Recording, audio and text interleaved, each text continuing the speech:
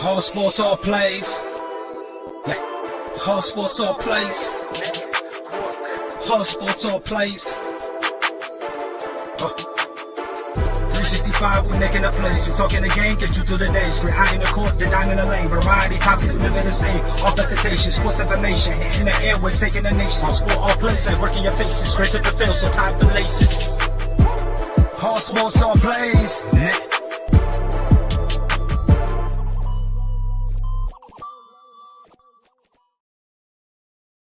What is going on, everybody? This is Mike Hughes, and you are listening to the All Sports, All Plays Network, brought to you by Fox D Network. You love to see it. You love to see it. You can check us out on Roku TV, Apple TV, Spotify, Apple Podcasts, YouTube, Facebook, Instagram, all social media platforms. Definitely give us a look because we got some breaking news today, and we're definitely going to have a lot more people coming in, chiming in a little later on tonight on a couple different shows. We'll probably be having these conversations throughout the day. But according to Shams, a Chicago legend that we all know and love, a very, very respected reporter, one of the best, if not the best, next to Woj throughout this industry, having these conversations right now, looking at what's going on with James Harden. Obviously, you know, the breaking news, if you're reading this title, is James Harden has broken his silence. He is now explaining the liar comments that he said at a camp with a bunch of kids, kind of just venting and telling all these kids his personal issues with the Philadelphia 76ers organization and Daryl Morey.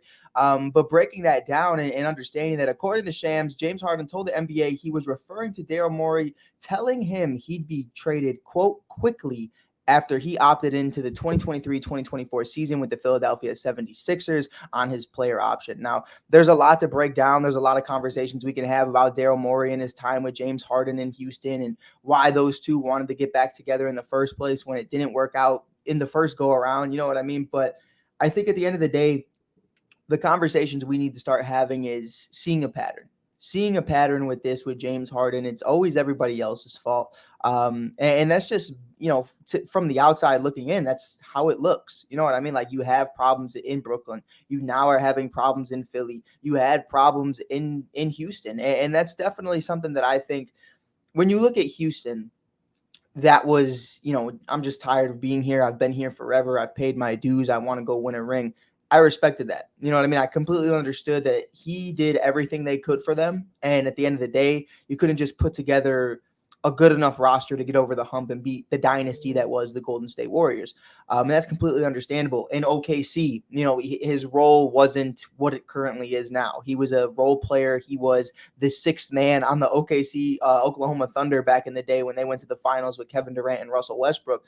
Now you're starting to look at this and say, though, you're a superstar. You've had superstar drama. Obviously, you forced your way out of Houston. It wasn't pretty the way he forced his way out of Houston. Now, obviously, I respected that he wanted out, and I respected it because Houston was a dumpster fire at the time. But you look at that and you say, okay, well, look, you forced your way out of Houston. You forced your way out of Brooklyn, and now you're trying to force your way out of Philly. At some point, it has to become a narrative.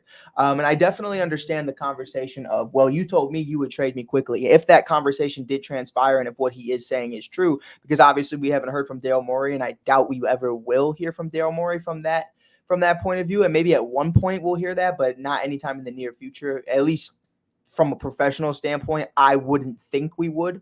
But the big key piece that I'm looking at right now, and the part that I'm really trying to understand is, you know, why you would opt in the first place. You know what I mean? Like, that's definitely, like, I understand financially you need to opt in. That is going to be the best deal you're going to get on this 1-year deal in the short term. But at the end of the day, you need to look at that and you need to say, if you really want it out, if you don't trust these people, if you don't think they have their best interest is in you, if you don't believe that, then don't opt in. You know what I mean? Like, you had a player option and you chose to opt in. And that, at the end of the day, is on you. There were so many people expecting him to hit free agency. I mean, you know me as a Bulls fan, like, I was expecting him to be a free agent and us to go after a guy like James Harden on a relatively cheaper deal than a max deal or something along those lines. But, you know, you need to look at that and say, listen, you signed it. You signed it to come back for the 2023-2024 season. And at the end of the day, it's nobody's fault but yours to why you're still with the Philadelphia 76ers. You could have just walked. Now, James Harden has made hundreds of millions of dollars from the NBA deals to endorsements to sponsorships to everything else, to shoe deals, everything. So to sit here and tell me, yeah, man, no, I had to opt in because, you know, it was just too much money. Like, bro, like, let's be real about the situation. It is a lot of money. It is a lot of money. I believe it's over $30 million if I'm not mistaken. But, you have that conversation with yourself where you're at this point in your career where it's not about money. You know what I mean? Like, it's not about pay. He doesn't want to get paid right now. Now, obviously, you want to get your bag, but the obvious choice is you would rather just be anywhere else. If that's the situation, then you should have just taken a shorter deal. We just saw Russell Westbrook do the same exact thing. I mean, Russell Westbrook's taking a cheaper deal just to stay in the Clippers organization because it's working for him. And I think that's something that James Harden needs to understand at this point in his career, where you need to sit here and say, listen, whatever I got to do to get out of here, I got to do. They don't have their best interest in me. I don't care what they do for themselves. I got to go. You're with the MVP in Joel Embiid at that. And I think when I look back at it, and I'm not trying to sit one-sided. I'm not on Daryl Morey's side. I'm not on James Harden's side. Truthfully, I don't care. But it comes down to it. You have to look at it from the entire board. You can't just look at one side. And I see Daryl Morey's point of view where it's like, okay, well, I'm not just going to trade you away for nothing. I'm not going to trade you away. And the rumors going around right now is that James Harden's preferred destination and a team that is interested in James Harden is the Los Angeles Clippers. And I think a reunion with Russell Westbrook, you have Paul George, and you have Kawhi Leonard if he's healthy. This is a phenomenal team. This is a team that I think could go very deep into the Western Conference. I mean, it's just the reality of the situation is like that team is a very name-heavy team. But when they're all healthy, they're all still studs. But you also look at it from Daryl Morey's point of view. People aren't going to offer the world for James Harden. They're not going to offer several first-round picks. They're not going to offer top prospects, top players in this league that are so young and only 23 years, 24 years of age. Because this is the same guy that couldn't even give you 15 points in a game 7. That's just really what it was. And this isn't Houston James Harden. This isn't even Brooklyn James Harden. This James Harden that we've seen throughout the 2022-2023 season was a very different version of himself. A lot more playmaking styles, a lot more of just facilitating the ball. You're not seeing that MVP scoring James Harden, that 3-step back move that we're also used to seeing. And that's just definitely something for me right now. You need to understand that. Like, listen, we're not getting a Damian Lillard type offer for you. And even Dame's not getting a Dame type offer. The league is changing. I mean, we're throwing out second round picks like it's nothing, but first round picks nowadays are very hard to come by unless you're the Kevin Durant's of the world. And that's really what it is. And I think at the end of the day, we're going to have these conversations all the way up to training camp, all the way up to game 1 of the regular season in 2023, because I don't see anything changing anytime soon. That's just the reality of the situation. We got some comments in here from everybody around the network. We got Josh in here. We got Jay McLovin in here. And Jay knows better than anybody about the James Harden train that was in Houston. You know what I mean? Like, it's going to get ugly very fast. And I think we all understand that. I mean, you're at a camp. You're at a camp with a bunch of kids that you're mentoring and coaching, and then you're expressing how much you hate your GM. Like, that's so wild to me. And it's like, you have those conversations, though, where it's like, you got to do what you got to do. You got to do what you got to do. And in today's era, in today's economy, in today's NBA, that's what it is. You can force your way out if you're a player just by being an asshole or just by saying that you don't want to be there. Not to say James is being an asshole, but just forcing your way out is so easy when you just become a jerk, when you just become the villain, when you just do things like that. I mean, you force their hand. And that's really what it is. It is a players' league. It is a players' league, and people are forcing their way out of places. And I think we're starting to see GMs finally start to take that back. I think you're starting to see Portland, who's like, Dame, we love you. We do not want to give up you for Tyler Hero. You know what I mean? Like, that's not happening. And Duncan Robinson and a couple first-round picks that won't mean anything because you guys are probably going to go to the finals again. They went to the finals without you. So, like, that's really what it comes down to, and those are the conversations. Like, I keep saying those are the conversations, but there's so many different things you have to talk about. But that's exactly what's happening. Philly's like, listen, we don't want Terrence Mann and a couple first-round picks that aren't even worth anything for James Harden. When you have Joel Embiid, who has been a part of the process for the last 10-plus years and has nothing to show for it. Like, James Harden, if James Harden leaves, what does that say about Joel Embiid? And to Jay McLovin's in here, I saw, Basketball Forever's posting about it. There's a few other articles floating around about potentially the Houston Rockets being interested in a guy like Joel Embiid if he becomes available. That's not a conversation that you should even be having, though. Now, if you're the Rockets or you're any other team, the Bulls, the 76ers, anybody but the 76ers, if you're having those conversations, that's fine. If you are the 76ers, which is the point I was trying to make, is you do not trade the process. You do not trade Joel Embiid. He's not somebody that you want to get away. He's one of the best centers in this league. You do not let him go. That's just what it is. And if you give up on a guy like Joel Embiid, I mean, man, you just have to look at that organization and say, you literally traded everybody away. You literally had the worst roster put together ever assembled for years. Just tanking and tanking and tanking. You get Ben Simmons, you get Joel Embiid, you get Markelle Fultz and all these other pieces, Tobias Harris, Jimmy Butler. I mean, we could do it all day. JJ Redick, and nothing to show for it. Then you bring in James Harden, Tyrese Maxey, all these other guys, and it's like you still can't get over the hump. At what point? At what point do you say, as an organization, that's not a front office issue, because you've changed the front office and the coaching staff throughout several years. At some point, you need to look at us as an organization. You need to say, like, what are we doing? Like, what are we doing? And that's to James Harden's credit. Like, I don't want to be here if you guys don't know what you're doing. And I think at the end of the day, I mean, I've been very free on it. I've been expressing myself. I've been saying this is what I think they should do. This is how you make a guy like James Harden happy. Obviously, you don't want to be in Philly. So have him in a room, have these conversations, and say, listen, and this is me speaking. This is Mike Hughes. I am no GM. I have no affiliation with the Philadelphia 76ers or James Harden. But I think if you want to prove to him that, hey, James, listen, if you're Daryl Morey, you say, we've been together for years. We've been together for over a decade. Like, let's figure this out. And I think the only way you can do that is you make a move. You make a move that shows that we want to win right now. I love Tyrese Maxey. I think he is going to be one of the better guards in the league in the next couple of years. But you see a guy like Tobias Harris, and it's like, what are you really offering me?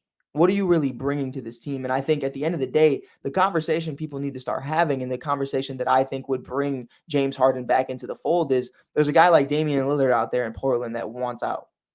If I'm the Philadelphia 76ers and contractually this works, you look at Tobias Harris, Tyrese Maxey, and multiple first-round picks, and you bring in a guy like Damian Lillard.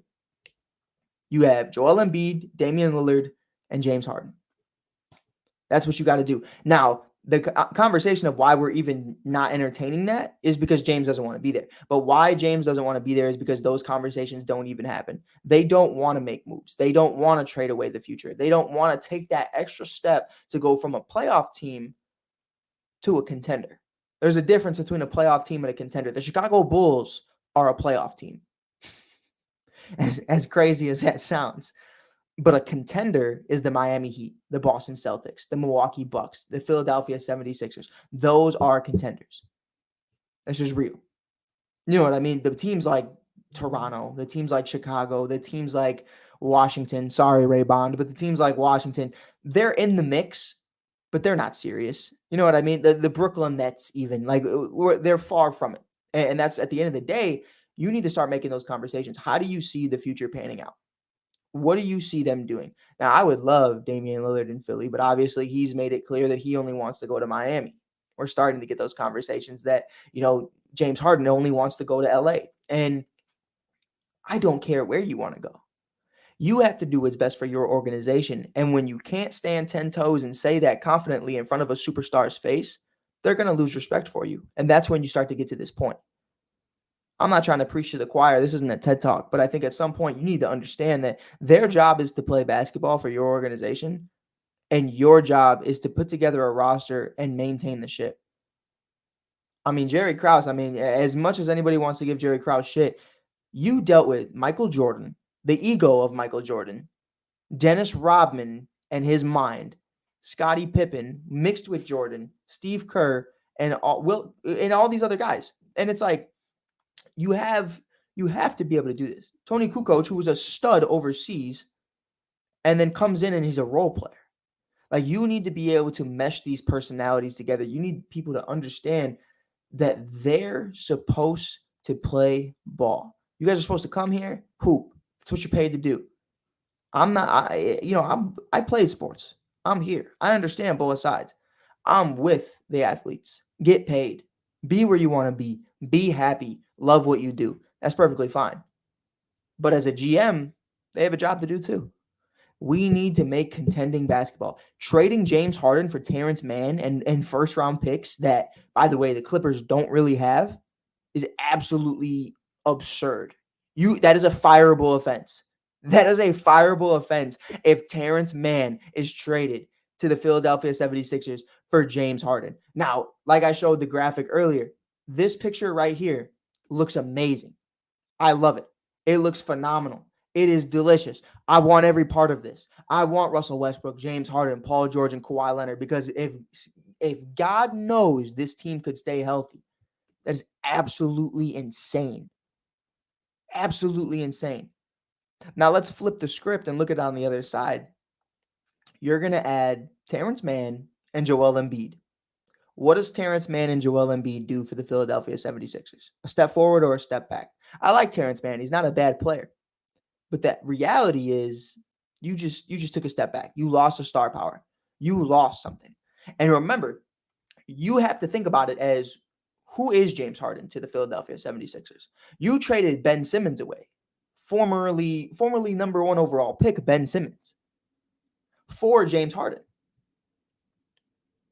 So what are we doing? You're going to trade essentially your number 1 overall pick in Ben Simmons, the rookie of the year, all these other guys who you got for James Harden, which is fair because you traded the number 1 overall pick for an MVP.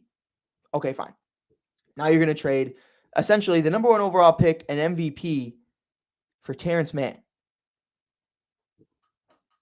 Like the math's not mathing. And I think that's something that, like, I understand from James's perspective of like, I just want to get out of here. And I understand maybe Daryl did say, and maybe he fucked up, part of my language, but maybe he did. Maybe he messed up. Maybe he was like, listen, I'm going to get you out of here quick. Maybe he thought there was going to be a lot more people on the phone talking about trading for James Harden than there was. And that's just something that happens. You know what I mean? Like you might value a player and you might see them being one of the best shooters, one of the best scorers, one of the best premier defenders, one of the best 3-and-D guys in the league. And it just doesn't turn out that way. Maybe other people don't value him the same. Talk to my guy, Jay Ness. I have Jay's in the comments right now. He's definitely going to come up in the comments. But I talk to him all the time about DeMar DeRozan. DeMar DeRozan is one of the best scorers in the fourth quarter. DeMar DeRozan is one of the best mid-range shooters in the world. DeMar DeRozan is this. DeMar DeRozan is that. I say that because he's on a team that I root for. Now, how other people view DeMar DeRozan, Jay being a Phoenix Suns fan, I have Kevin Durant. I have Devin Booker. I have Bradley Beal. I have all these other pieces. DeMar's not all of that to me. You know what I mean? And that's something where, it's one man's trash is another man's treasure. And that's really what it is. And at this point in James Harden's career, over the age of 30, you're on the wrong side of 30, my brother. You're on the wrong side of 30, and your game is diminishing. And it's something that is definitely being noticed. It is definitely something that is being felt. I don't know what to tell you. I don't know how to express it anymore. I don't know how to have these conversations. Jay McLovin says, oh, my people are not ready for that convo. And that's really what it is. Like, you try to sit up here, and if you're just tuning in, it's obviously about James Harden breaking his silence, about Daryl Morey just lying to him about how quickly he's going to be traded.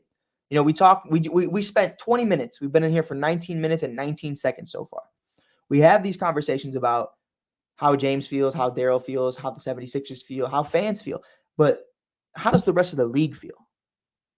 Like, what does James Harden do? Because James Harden has never won a ring. He's been to one finals. Lost. Wasn't really a huge part of it. Wasn't that big impact player. It was Russ and KD and obviously a couple other guys. Yeah, I believe Kendrick Perkins was on that team. I don't even remember. But that OKC team was different. But you look at that and you say, what can you bring to my organization right now that's going to help us win? James Harden is not a winner. That's the reality. And you could say, oh, well, look at his win-loss record in the NBA in the regular season. I don't care. Because I'm one of the biggest Jimmy Butler fans in the world. He's not a winner. You've been to 2 finals and you've lost both. You've been beaten in the Eastern Conference Finals before. You've been beaten in the West. You've been beaten all over. Yes, you get there. Yes, you get to the hump. You can get right there, but you can't get over the hump. You can get to the hump, but you can't get over the hump. Same thing with James Harden. You can get to the Western Conference Finals, no problem. You can get to the Eastern Conference Finals, no problem. But you are not getting over that hump. You are not the definitive factor that is changing the Philadelphia 76ers organization that is going to be Joel Embiid. And I think that's a conversation that when you have that and you tell him that, the ego checks in. I'm an MVP. I was one of the best players in the league. I changed the game. I'm one of the best shooting guards of all time. I'm top 10 shooting guard of all time. Like that's okay. I hear you and I understand that. But at this point in your career, no other team, no other general manager is trading number one overall picks for you. No other manager is trading all these other pieces, their future, their franchise, for a guy who's wanted out of 3 teams in the last 5 years. Like, I can't trust that. One, I can't, even if you are playing like an MVP, I cannot trust that. I can't. Even Kevin Durant, you got to start having that conversation. How long is he going to want to be in Phoenix? You don't know. Nobody could sit here and tell me how long he's going to want to be in Phoenix because we had those same conversations about Golden State. Why would you ever want to leave Golden State with Steph Curry, Klay Thompson, Draymond Green, Steve Kerr, Andre Iguodala, and company? Like what? You want out? Then you go and you put the dream team together. You put Kyrie Irving, James Harden, all these other pieces. We don't even need a coach. Yeah, we'll bring in Steve Nash. Fuck it. Oh, okay, I want out. It's not working out. Now you go to Phoenix. If that happens in Phoenix, then there's going to be a narrative again with KD. It's going to be that relative conversation. The only person that gets a pass from me right now is Damian Lillard. The reality of the situation. Like, it's wild to me that the NBA sits on their high horse and they tell Damian Lillard, if you mention the Miami Heat one more time, we are going to fine you. We are going to punish you. Meanwhile, we're talking about Shams is breaking down James Harden attacking Daryl Morey for the millionth time this offseason publicly. Like, what are we talking about? Like, where's the consistency? I'm sitting here, I'm looking for it. If you could find it, let me know. Because James Harden is out here trashing the Philadelphia 76ers organization and the general manager and the front office, everybody from top to bottom, to kids in China. He's talking shit about Daryl Morey to kids who don't even know who Daryl Morey is. Hey, guys, I just want you to know, like, this is what's going on. Like, I'm 12, bro. I don't even know what any of this means. Like, who's Daryl? Like, what? You know what I mean? And it's the conversation. It's like, I don't see the NBA saying anything about that. But hey, God forbid Dame says he wants to go to Miami. God forbid he says that's the only place he wants to play. Because I've heard LeBron say it. I've heard other people say it all the time. Like, this is where I'm going. This is how I want to do it. It's no problem. Not LeBron specifically, but, you know, like superstar players. You hear him say it all the time. This is where I want to be. This is where I want to go. It just doesn't turn out that way. I think at the end of the day, like the reality is this is going to get uglier. It's going to continue getting uglier. And I think because of the way the league works, because of the way everything goes, I think Daryl Morey is either getting fired for the whole thing, which rightfully so. I will say rightfully so, because you had James Harden in your organization before and he forced his way out before, and you should have knew better. You should have known better, pardon me. Should have known better. You should have had that conversation. You should have had that understanding to where, listen, you remember how he forced his way out last time? He's going to do it again. We're not going to be able to put a good team around this. We're not going to be able to get the best version of himself. We're getting the best version of Joel Embiid that we've ever seen. I'm very critical of Joel Embiid. I have been. I said injuries have killed this man's career in being the number one player in the league. And last year, he was relatively healthy this entire season, and he became the MVP. I have nothing to say. Joel Embiid is an absolute star, a superstar. I mean, it's just, that's what it is. And you're wasting that because you brought back in James Harden. Now, obviously, you had to do something because Ben Simmons wasn't playing. Ben Simmons was not going to play another game, another second, another dribble for the Philadelphia 76ers, and that's fine. So that was a great move. Great move getting in James Harden. You got to bring in something. Personally, myself, I would have brought in Kyrie, but obviously I don't think Kyrie wanted to go there. But to each their own. I think at the end of the day, though, you need to sit here and say, what are we doing? Because you can go the way I said. You know, you could trade the future in Tyrese Maxey at multiple firsts and Tobias Harris to make the money work for a guy like Damian Lillard if he's willing to go team up with Joel Embiid and James Harden. You can do that. And Philly basketball will be back. Better believe. Because if James Harden's your third option, it's going to be wicked. I mean, we got scary hours. I got a little gnat flying around. But I think at the end of the day, there isn't much else we can sit here and say that we haven't already said. I appreciate everybody tuning in today. This is our breaking news. James Harden breaking his silence about Daryl Morey and the Philadelphia 76ers organization. We're going to be going live again in a little bit, talking Chicago sports, Chicago Sky basketball, WNBA, and everything else we got going on the All Sports, All Plays Network. I appreciate you guys tuning in. If you check the comments, you can find the All Sports, All Plays Network. You can find us on Apple TV, Roku TV, social media platforms right now. Mainly, I would go YouTube and Facebook, but you can also find us on Twitter. You can also find us on Twitch. You can find us on Instagram at the ASAP Network or the All Sports, All Plays Network. Definitely check us out. Definitely show us some love. We're doing some amazing things that are just going to continue to get better. We got some UFC and MMA content coming out. We got some WNBA content relatively every single day. Football season's coming up. We have an amazing panel of amazing individuals who are going to be covering football all year long, all around the world. We got the Gonzo Sports Room. We have everything you need at the All Sports, All Plays Network. So I appreciate you guys tuning in. I appreciate you guys checking us out. I am Mike Hughes from the ASAP Network. Until next time, James Harden, figure it out. Peace. All sports, all plays. All sports, all plays.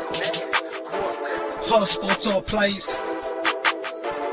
365, we making a plays. You talking the game, get you to the days. We're high in the court, the dime in the lane. Variety topics, living the same. All presentation, sports information. In the airways, taking the nation. All sport, all plays, like working your faces. Grace at the field, so tie the laces.